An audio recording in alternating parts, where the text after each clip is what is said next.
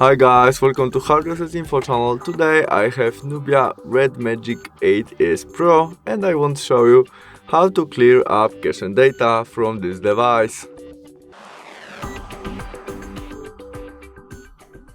Our first step to do this is from main menu. We must navigate to the settings.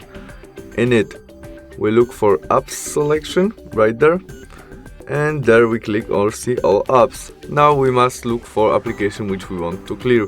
In my case, maybe Android Auto. There we click on storage and cache, and now we can clear storage by this icon and confirm all by delete. To clear only cache, we must go back because we don't have there any cache information. Maybe in the calculator we have something. No, we don't have, but in the Google Chrome it will be. And to clear only cache, we click on our icon on the right corner, clear cache, and we clear it. That's all. Thanks for watching. See you soon. Bye.